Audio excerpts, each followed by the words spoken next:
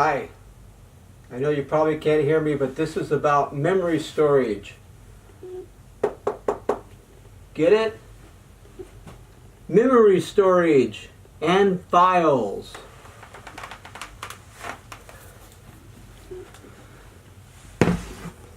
Alright, some of that YouTube humor. So we're at that point where you've got some gear, you shot some footage, you got to store it. In the camera, it's a SD card. SanDisk is one of the common makers of it. Sometimes it's hard to tell if I'm in focus or not, but hey, that's because I gotta touch it right there. Now it's gonna focus. Good. Learning your equipment. So here I am. What do you do now? I've taken some pictures, taken some video. I want to do YouTube. I want to get rich like all those other rich people. Probably not, but hey, it's part of the humor here, right? Memory storage, getting rich on YouTube. It's all good.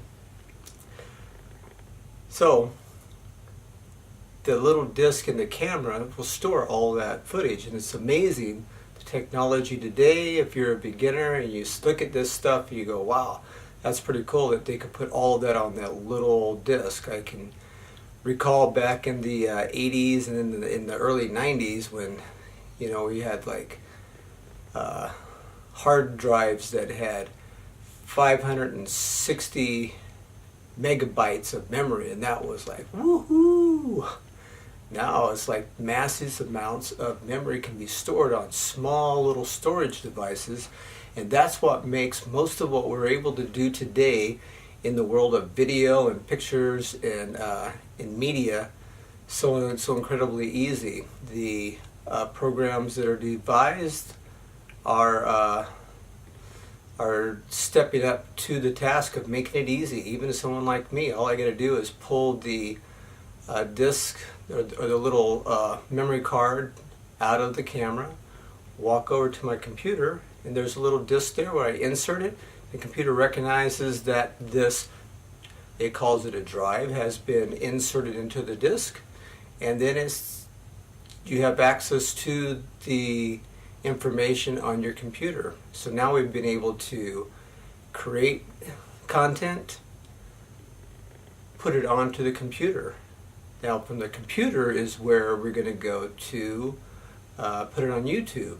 But there's going to be some things that we're going to talk about in future videos, and this has to do with the dolling up of the videos, fixing them so that you have things that you can insert, putting words on the screen, editing video, cutting and splicing, and all those kinds of things, which are all done electronically, and it's all done on the computer. So you need a computer that at least can make that a fairly speedy process.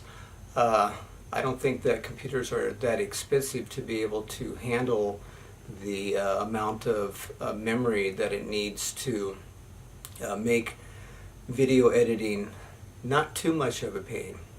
However, the better your computer is as far as its ability to process information, its main computer chip, the computer processing unit, makes things a lot easier. But at this point, it's just as a matter of going through the process. I got content, I got it on some video storage, I transferred it to my computer.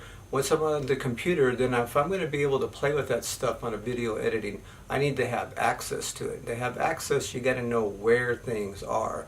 So that's where, if you're not familiar with creating files and how to make sure you put things where you know how to get to them, such as on the desktop or in the picture file or in the documents file or in the downloads file, there's several different places, and sometimes you can download things and who knows where they are. They're just like lost in ether. Well, we are at that point now where now we have the whole package. We can get it to the computer, and now we can start playing with it.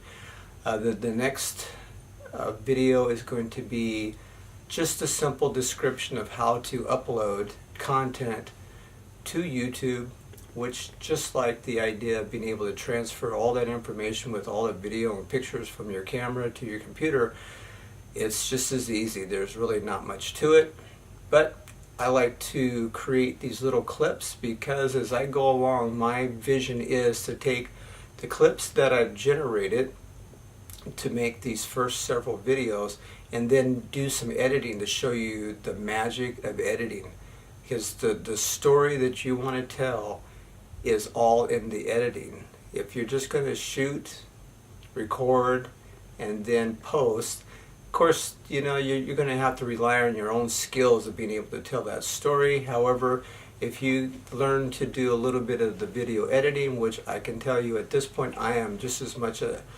I don't think the word novice is even the right word, beginner, the ultra beginner, the on the cusp of ready to go from being able to get some content onto my computer. Now what I want to do is I want to make it fun for people to watch, I guess is the way to say it. Put some spice into it, liven it up, get it so that as you tell the story, it's got a little more of an interesting edge. There's something about it that attracts the person's attention, that makes them want to keep watching. And I can tell you, if I keep talking like this, people aren't going to want to keep watching, because the rambling of YouTube, all you got to do is click on a few YouTube videos and you'll see the rambling. That's something that I want to do a video on later on. So that's all I have for today. Thank you. Have a great day.